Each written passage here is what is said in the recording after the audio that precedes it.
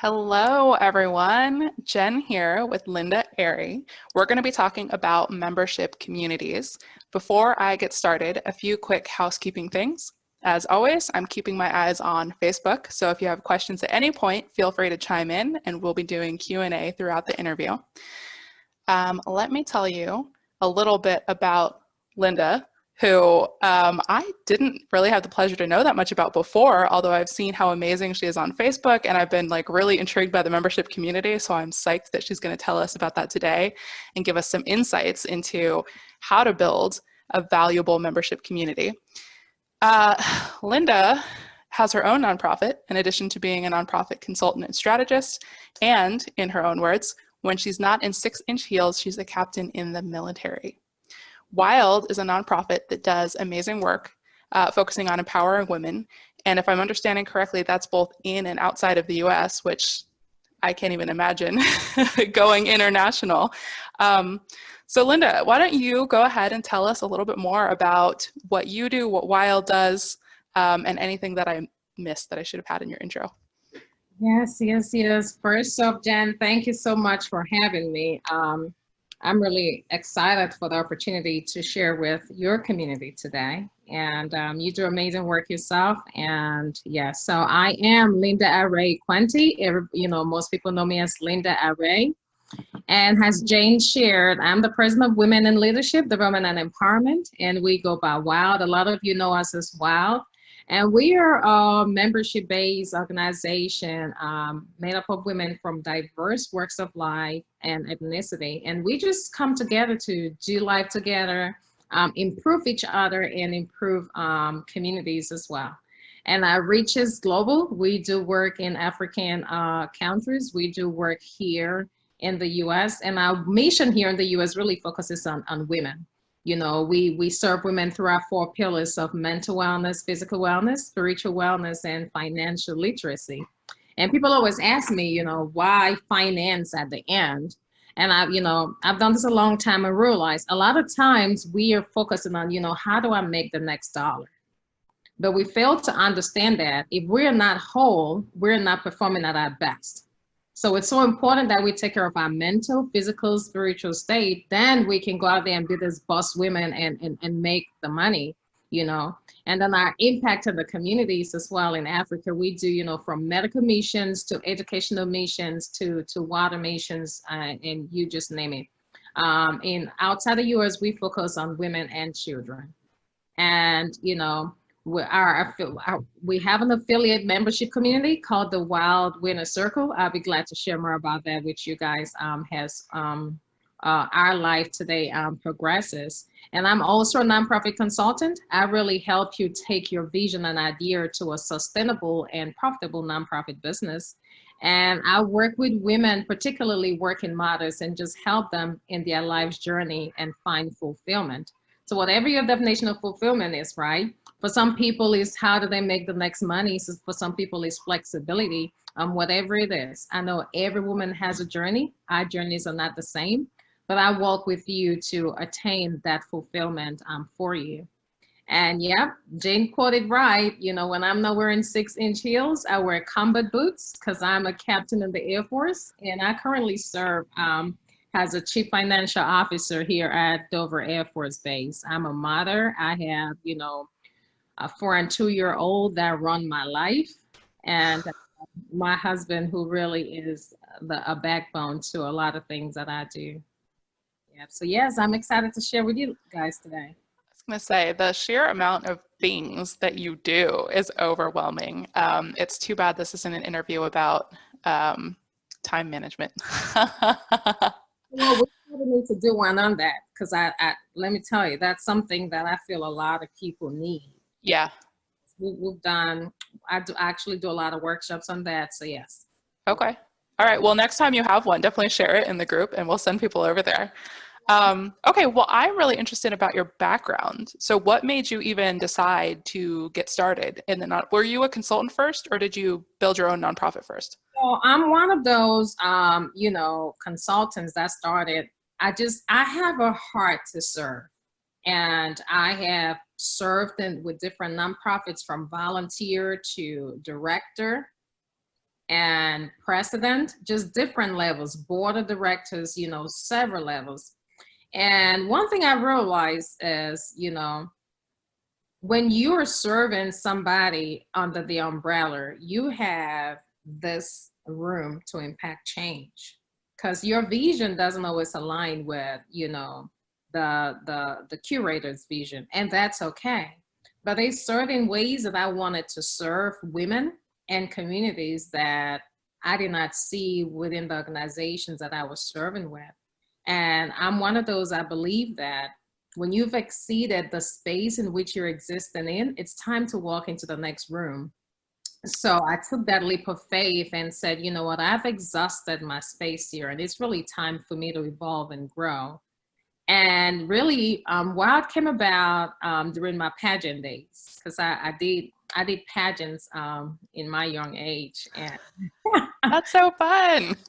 yes, and when in pageantry, I was very excited about joining the pageant industry, and I quickly realized it really wasn't for me, in the sense that I was excited to, take on this journey with a lot of women. Oh my God, we're going to support each other. We're all going to look so pretty, and somebody will come out with a crown.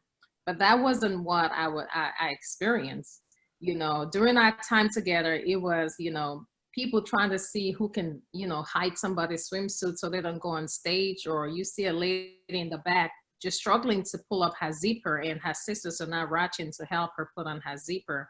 And I know every woman walked in there knowing that only one person will win. So I just really believe that we could all still be supportive of one another.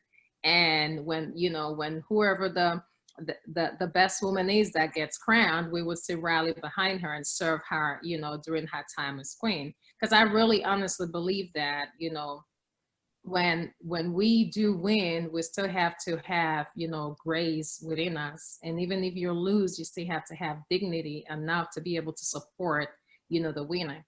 So what came about with me really, looking at ways to create an environment, a culture where women can really be my sister's keeper. Not just what you write on Facebook and say, I'm my sister's keeper, sister supporting sisters, but practically and in real life. How do we create that culture where women understand the importance of just pulling up your sister's zipper when she can reach far down there to pull it up? And so, yeah, with that, I started putting things together. And with my experience working with nonprofits, that really wasn't, it wasn't easy it wasn't difficult putting the infrastructure together. And I took a few years and built that, and finally launched a nonprofit in 2011 in Georgia. Okay. Oh my God, you said so many good things there. That's so interesting about the pageant world. And I guess that makes sense, because it is a competition. And of course, there's going to be competitions, and, someone has to win. But I kind of hate things like that for that reason. The idea that there's a best person at something. I don't know, we're all going to take turns winning in a perfect world. We are all great in our own essence, right? But based on who is sitting at the audience as a judge, they're looking for different things. And we have human biases and our unconscious biases, we cannot, we can be conscious about it, but often we're not very vigilant that they exist. So that's why I say, even if you lose, you still have to have dignity, because you didn't win that crown. But I believe every woman walks around with an invisible crown every day. And no matter what, you still have to walk out there with so much grace and put on your cape and your crown, because you are a queen and you don't need a crown to define that. So just because the judges did not see you to be the winner of that physical crown that day, you still have to walk out there a winner because you did it. So yeah. That is so important. So it's not really about just, winning a title. It's having enough grace to say that I am still going to stand behind the sister. I'm still going to take everything I learned during my pageant journey and execute my platform. Because everybody that gets into a pageant actually has a platform. I see a lot of women, when they don't win, that platform goes out the window. And Oh, yeah. Little girl whom you wanted to provide sanitary pads to, she still needs those sanitary pads. Yeah. community you wanted to dig a well for, they still need the well. So you don't need a physical crown to go out there and serve your community. So I'm big about creating, that's my sense of community is about service. And we don't need titles. We don't need crowns. We don't need anything to define our ability to go out there and serve. So that symbol of a crown really shouldn't be a limiting factor. It should be that fire that drives you to say that even though I don't have the symbol, I'm still going to execute in such a way that everybody sees this invisible crown that I carry with me every day. I love that. So obviously the membership community is a community, but I guess do the values of service, does that play into the community as far as like volunteerism, or is it more just about supporting the other members of the community? So, it's both. With COVID, it's really been hard to go out there and, physically serve. But even through COVID, we were able to run a COVID-19 support initiative where we supported the state of Delaware with 6,000 surgical masks. Oh, wow. Okay, we provided masks to Nemours, Bayetta, and a few other hospitals. I can't really think about their names. We actually extended that reach to expectant mothers and our unhoused community. And we did this during COVID. We put on our masks, we went out there, we serve, we raise funds. Sometimes we even fund these initiatives, and we went out there. Nemo said we needed surgical masks. They had a whole center where they were doing cloth masks, but they needed surgical masks, and we answered that call even during COVID. So and that is the kind of community that we are. We are really, truly passionate about service, even in times of a national pandemic. And that is just one of the things, that we do. But COVID also comes with its own limitations. We've not been able to go out there and, physically serve as much as, we would like to. But as we're embracing this new normal, because I don't really believe that COVID is going to go away tomorrow. We don't know when. So we have to find a way to pivot in the midst of COVID. And how do we coexist with COVID? That's a matter. How we are now pivoting to start, resuming our activities, because we don't know when this thing will end. So we better figure out a way to be roommates. That would be a great event title, coexisting with COVID. Okay, well, bringing it back to the group. So supporting other women, how does that, I guess in a more tangible way, what are the actual activities, or what happens in the group? So, and when it comes to, communities, I don't want to really limit it just to Facebook groups and talk about, community in general, but, touching about Facebook groups. When we started Wild in 2011, we started a Facebook group. And Facebook groups, believe it or not, wasn't that popular 9 years ago. It's a thing, and with COVID now became very popular because people are finding ways to, resume life virtually. And at that time, our mindset was to build our numbers. We wanted a large Facebook group and stuff like that. And I'll tell you that 9 years has taught me a lot. And one of the lessons is numbers don't matter. Okay, because back in July, we had to purge our Facebook group that had over 5,000 people in the group to relaunch the Wild Winner Circle. And when I sat down and talked with my team and said, we're getting rid of this group, this is the vision, everybody thought I was crazy. We have 5,000 people in this group. And I said, 5,000 people. And if you want to do the math, because I'm all about data, how many of those 5,000 people are active, and how many of these 5,000 people are we serving? Because numbers without data to support really doesn't matter. It's just people in a group or people behind a computer that are not doing anything. So if we want to go back to our mission of really being a servitude organization, are we meeting these people's needs? But also, when you peel back the layers, the reason we were no longer serving these people is because our original intent was to build our numbers. So anybody that wanted to become a part of that community, we were like, welcome home. We didn't pause to see if this was a good fit for you. And if you were a good fit for us. So we built this group to 5,000 and more people, and majority of those people didn't really need the services or the community that we were providing. Majority of those people did not value our core pillars, did not value, the things that matter to us. So again, we had a group of people that were not serving us and we were not serving them. So my one big thing that I tell people starting a community is know who your audience are. And you actually have to already think from the end goal and peel back. What do you want people to talk about the service you're giving them? And what kind of people do you want to attract to that community? It's not about the numbers. Anybody that says, knock on your door and say, please let me in. What experience do you want? It's like inviting somebody to your home. You don't just let everybody into your door, no. And when you do welcome people into your home, what experience do you want them to have?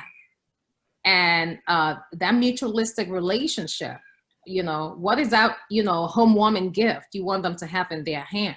What is that commitment about them abiding to your house rules? Because it's not, you got standards at your home. So we set standards for the community that we wanted to create. And then also made sure that we targeted the people that we wanted to invite in this group. And then also when we did that, we exposed the group now to the general public, because they had those guidelines on who, we are letting in.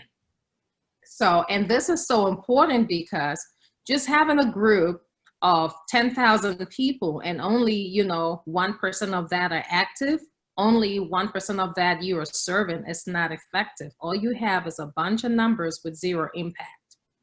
But you gotta focus on the impact and the transformation. What exactly do you want to provide to this community? And with that, it then helps you determine the kind of people that you want to attract.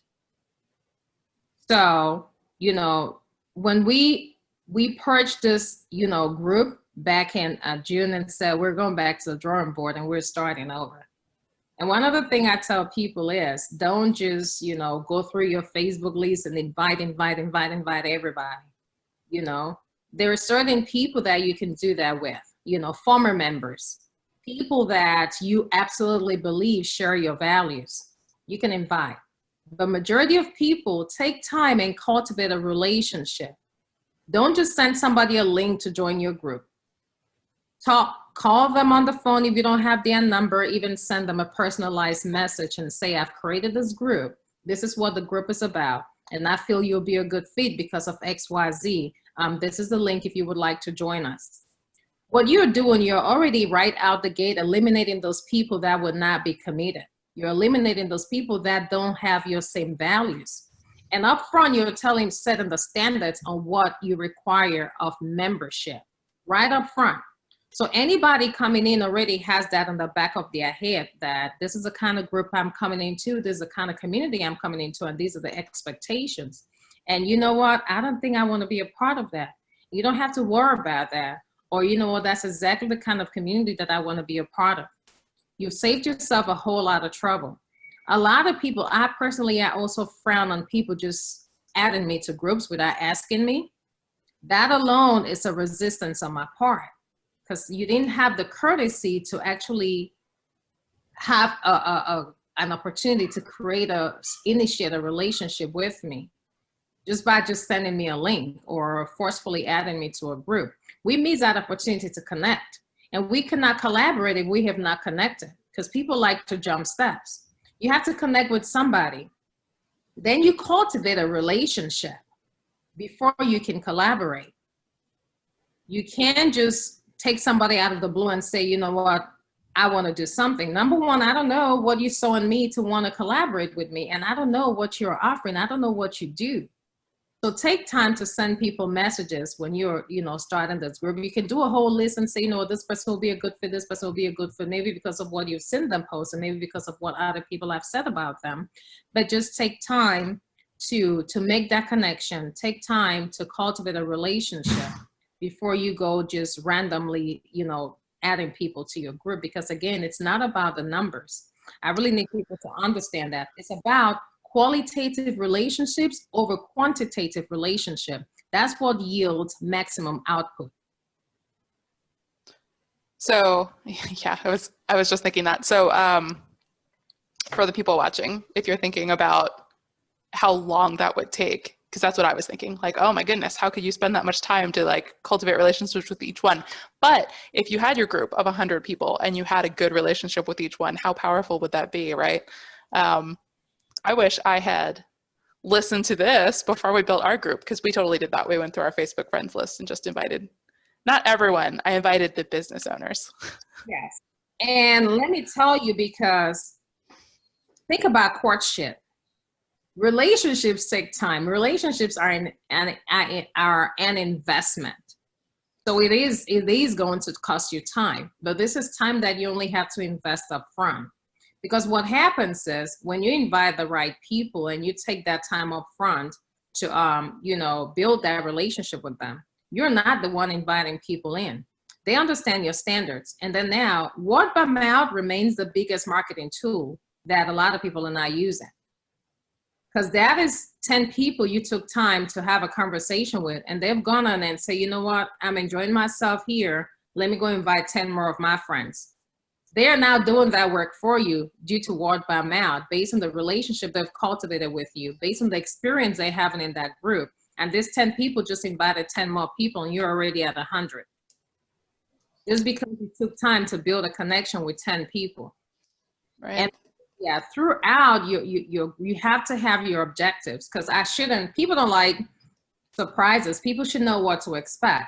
So I really strive in, projecting schedules for members ahead of time. But that's because I know my objective really is to continue creating opportunities where women can grow personally and professionally.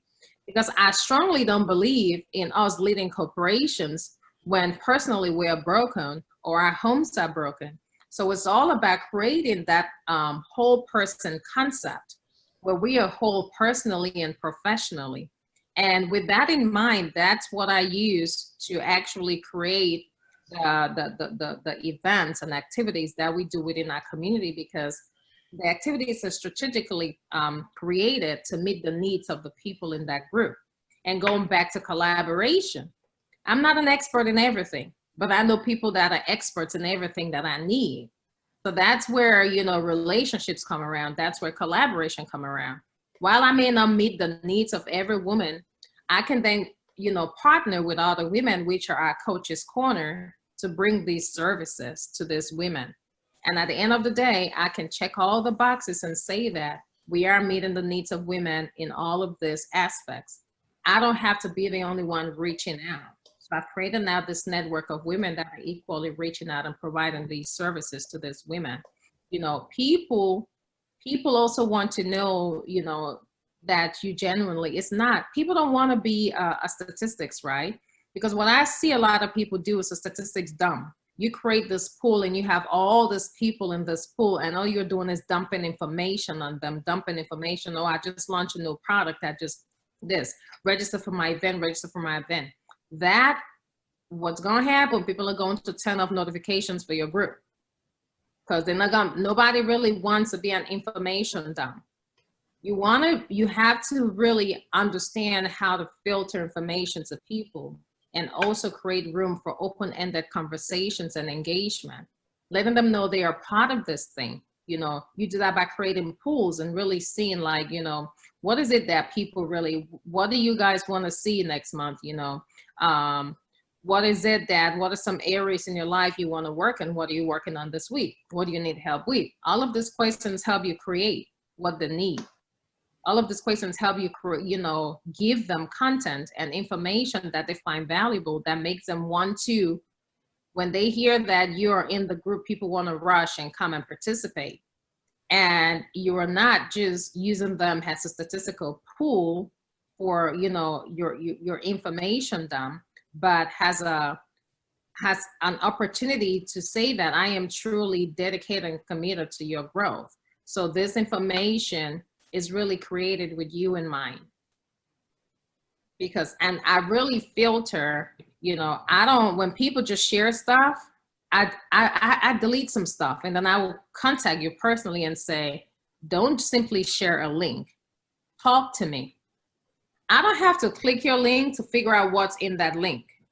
If all you're doing is sharing me a link of, okay, you launch a new product and all you do, you come and dump your website, it's not my job to figure out what's in your website, what products and services you offer. Take time and talk to me. Ladies, I just launched my new website. I offer XYZ services, and these are my needs. I supposed to share just dropping a link. No, that is called spam.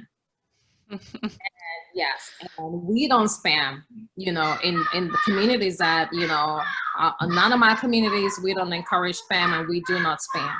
So, but I take time to educate people that if you want engagement, you have to have a conversation. It's so important to talk to people where they are and have a conversation so they understand that, I matter. I'm not just a statistical pool. So to jump in, we have a question from Facebook, and I'm glad that Crystal asked this because I have the same question. Let's say we've already created a group of people we haven't connected with first. What do we do now? I'll tell you this, right? And Crystal, reviving a dead group is more difficult than birthing a new group. I'll tell you that. I'm not saying it's impossible. When you have a dead group, that means a lot of people have lost hope. A lot of people have turned off notifications. So a lot of posts you're doing, 90% of people are actually not seeing it. And then you add Facebook algorithms on top of it, which already hides, a greater percentage of your posts from, your existing population. You're probably narrowed to maybe 2% of people in your group that actually see those posts. And then now you're thinking about how many of that 2% are actually going to engage.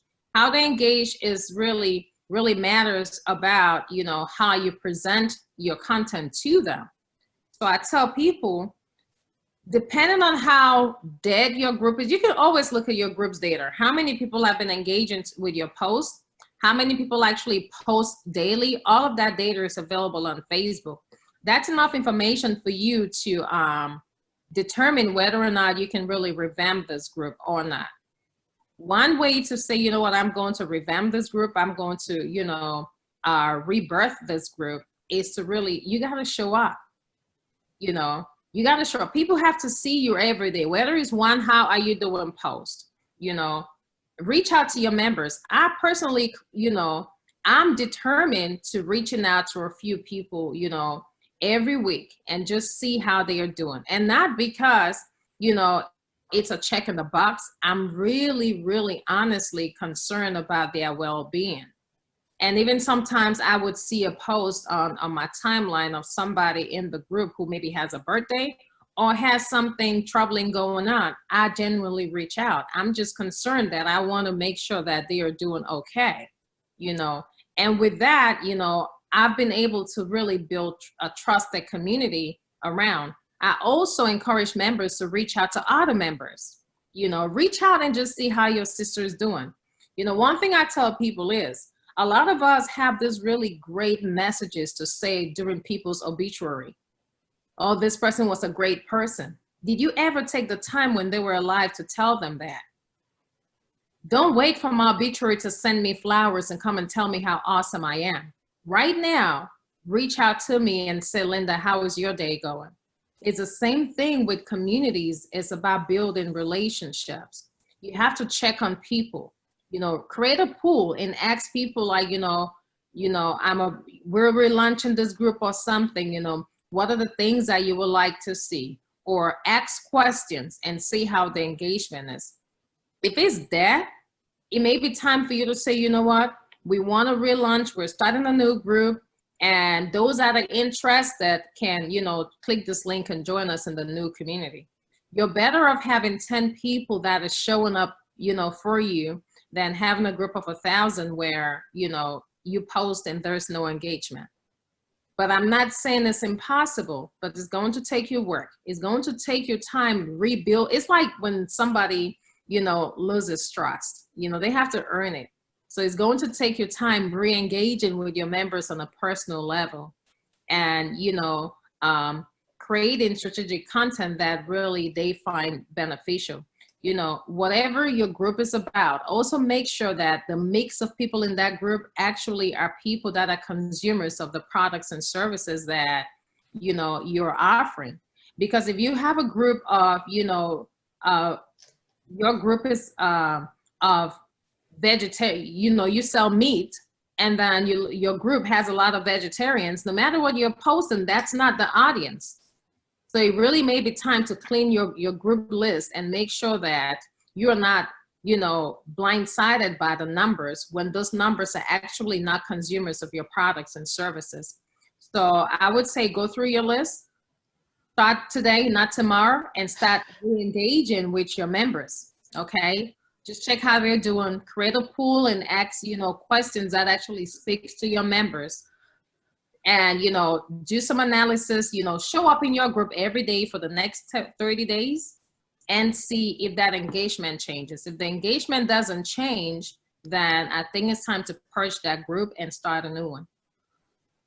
What you said about the right target audience and the example with the vegetarians. So I had, you know, this is a business group. This is for business owners. And I had a friend's grandmother request to join the other day. And, you know, like, she's retired. I don't think she's ever owned a business at any point in her career. And I just paused and was like, did she do this on purpose? Would it be rude to not do it? Maybe she's starting a business. Who knows? Yeah. I was like, I don't know. But yeah, I think I couldn't turn someone down when I knew them personally because it felt too rude, even if I thought the group wasn't a good fit. So one thing that I do, because all of my groups, I have questions, and those questions are meant to vet members. And it's not it's not an ACE, 3 questions that vet members. One of them is, are you a woman? Because I get men trying to request the group. Are you committed to developing yourself personally and professionally? You know, and I think one of them is, you know, do you own a business, or, you know, stay at something. So there's certain basic questions that I ask. Those questions, if anybody requests to join the group and ignores those questions, that already tells me your level of commitment. You are not joining none of my groups if you don't answer those questions. Because those are people that are going to come in and just fill space and sit on the sidelines. And I don't want that. So those questions are strategically placed there to test your level of engagement and also see if you're a good fit. Because number one, are you a woman? If you say no, I'm a man, you're already not a good fit. Okay, so are you committed to your personal and professional development? If you're not, why are you here? Because we're here to grow together. So those questions already tell me whether or not, you know, you're a good fit or not, whether or not you're going to be committed to the process. Because a lot of people are excited about the idea of belonging to a group. That it's not enough. You got to be excited about the process as well, because it takes a mutualistic work between you and I to build this relationship. It's not just me coming and showing up. I need you to show up. If I'm creating all these services, it's important that you also show up. And, you know, that's why it's important that you have the right people that are actually going to show up to consume those products and services. Another thing, everybody in the group is not going to show up. And it's important that you understand that, because some people out there have spectators. There are people that are going to join your community just because they want to see what, you know, Crystal is about. That's really it. Yeah. What's the secret sauce? Yeah. Like it's there because they probably want to, you know, see what you're doing so they can go create their own. You know, people join communities for different reasons. I say this to say that you cannot focus on that. There's the people that I call outliners. You can't focus on them. You got to focus on the people that are showing up, because through those people that are showing up, that's how you continue to create magic. Because I see a lot of people trying to focus on all the people that are not showing up. It's okay to remind them, you know, that you're missing out. You need to show up. That's okay. But that should not be something that discourages you, because whether it's 5 people showing up or 50 people showing up, you show up 110% every day for those people that show up to consume those products and services. Those people that show up and say, because of you, I've been able to grow my business. Because of you, I feel more confident. Because of you, I'm a better person today. Those are people you show up for. And everybody else, you know, some will catch up when they see that the magic continuously happens. You know, some will catch up. And there are some people that are going to stay in the sidelines. So you have to understand that they are not your focus. So I probably should have asked this earlier on, but we've been talking about communities. What's the difference between a membership community and just like a regular Facebook group? So you can use them all, you know, interchangeably or, you know, differently. For us, we actually, without Facebook, we still have our community because we have an entire membership portal outside of Facebook. And it's an interactive community where, you know, we have forums just like Facebook where we can interact, we can chat and stuff like that.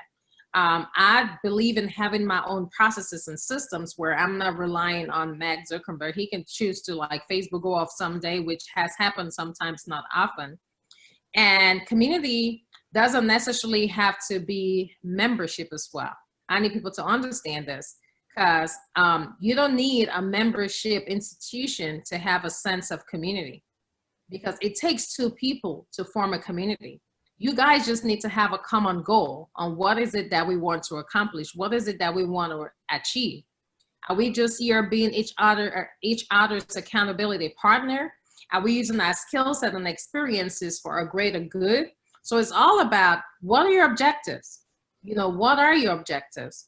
And with you knowing your objectives, you can then determine, you know, who you need to be able to go out there and execute those objectives. It doesn't have to be a paid membership community either. You can do a membership community that is not a paid membership. You cannot do a membership community and just have, you know, a group of people that come together for a common greater good. So it all depends. It's not, you know, cut in stone, like this is a box where everybody fits in.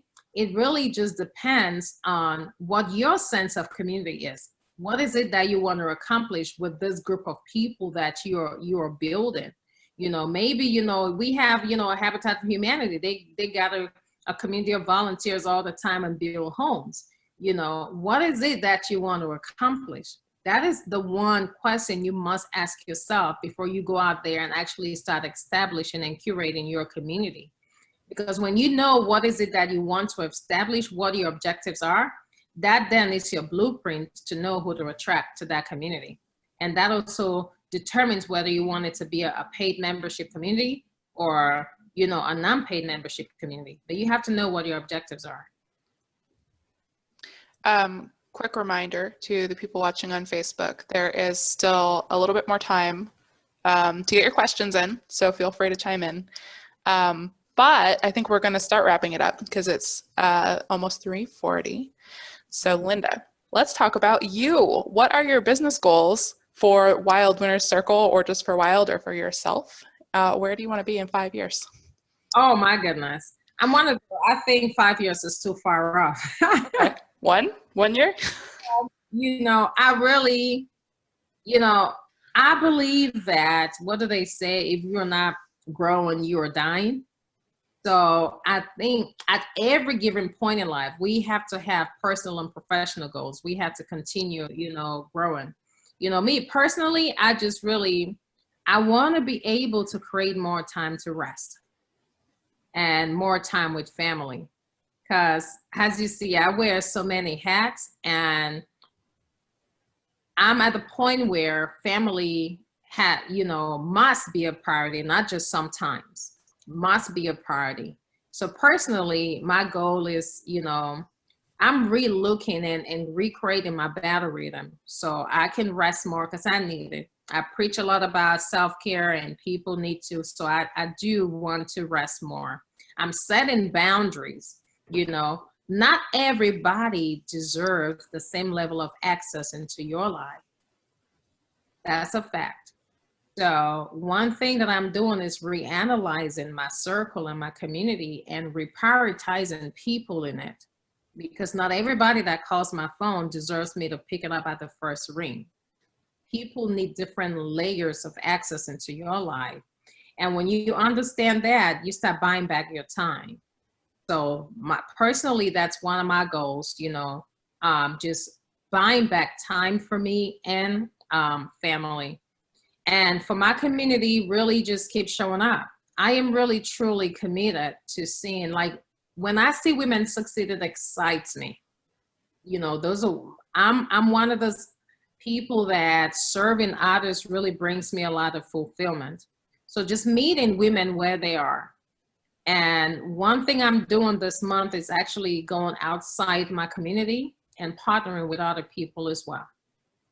And so that's my commitment for September, collaborating with women actually outside my circle as well. I've actually made 2 collaborations already. Yes. 4 days into September. 2 collaborations as of today, 1 yesterday, 1 today. And I really just, I do want to extend a reach to women outside my community and see more ways we can work together and really continue to show up every day for the women in my community. I appreciate those that show up, and, and it brings me joy to see the transformation. Like, I talk about genuine transformation. People are going out there and saying, you know what, I'm taking this leap of faith. I'm starting my own group. I'm launching this business I've been sitting on. I am writing this book. I am going to show up more confidently. It's so much growth, both in the personal and the professional level, that, I just want to continue creating impact, not just in my life, but in the life of the women around me. And I'm saying anybody that's willing to take on that journey, with me, let's go. Because what I don't do, I tell people that I don't carry people on my head. I create the path and let's walk it together. Because a lot of people want you to pick them up, and no, that's not what I do. I create the path and I welcome you to walk it with me. And I'm standing by any woman that wants to walk that journey with me. Okay, perfect for our last question, which is, how can the people in this group best support you? Well, you can, there's so many ways. You can shop my store. I'm actually wearing one of our tees right now. It's a wife CEO and Chief Encouragement Officer. And that is on the Memoirs of a Working Mother website. And right there, you can also buy a copy of my book, Memoirs of a Working Mother, Fighting for Balance, Managing Expectation, and Channeling Love. And, if you're looking for a tribe of women that are really committed to growing together with you, personally and professionally, I do want to invite you to join us at the Wild Winner Circle. So, and it's just, wildinc.org and /winner circle.